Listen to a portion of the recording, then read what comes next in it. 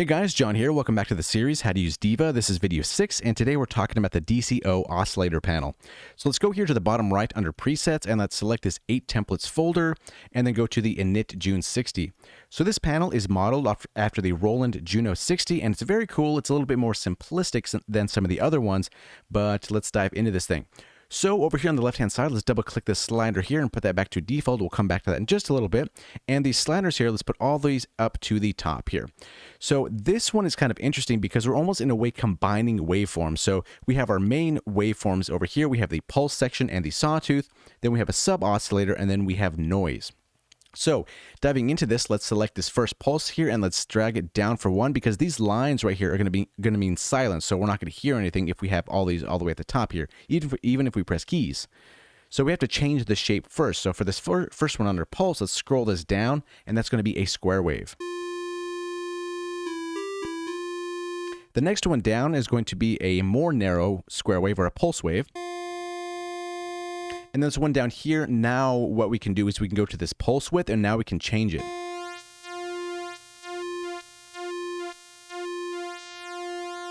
And we can also modulate that with LFO2. That's why this is in the center. That's why we double click that so we don't have any modulation going when we haven't talked about it yet. So LFO2, if we bring this up here, this LFO2 is going to be down over here, and that's going to be what's changing the pulse width for this shape down here.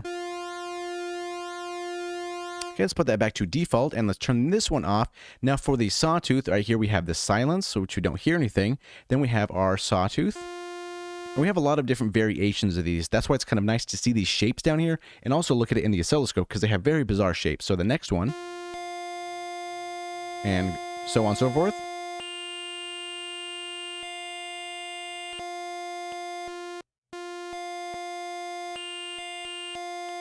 Now you might notice that these two are kind of the same, and it's the same principle as over here.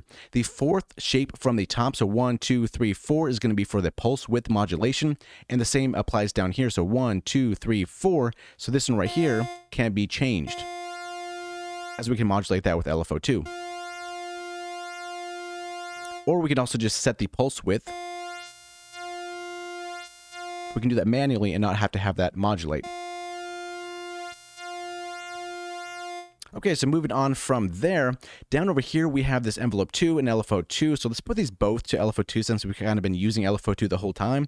So this is going to be pitch modulation. So if we have all this one to the top here, and let's just maybe listen to a simple square wave. Then we start turning this knob here. That's how we're going to modulate the pitch here. Double click that back to default, and let's do the same thing with the second one. So what this tells us is we have 2 assignable knobs to modulate the pitch. So very cool here. It's kind of how this line is indicating, pointing to this transpose up here. So moving on from there, let's turn this off here. Now we have a sub, and let's turn this up here. And we have different shapes here, kind of like we had over here. So let's go to our first square wave. And then now we can bring in our second one, or technically our first one. So we can tell that this is an octave down already with our sub-oscillator.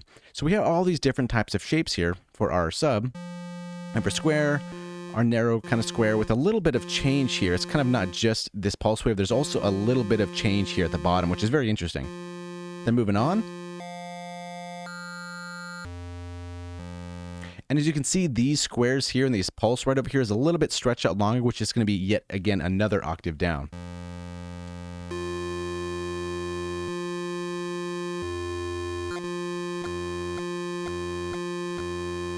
And then we have noise.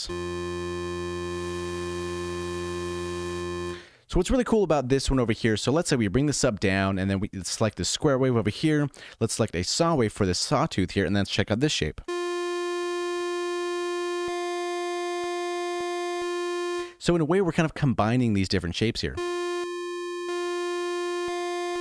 And then we can bring in the sub as well for maybe something like this, something kind of strange. And then we could also bring in the noise. So there's a lot of different type of customizations we can make depending on the waveforms that we choose. And these ones down here on the sawtooth section are very strange and give some really wacky harmonic structure.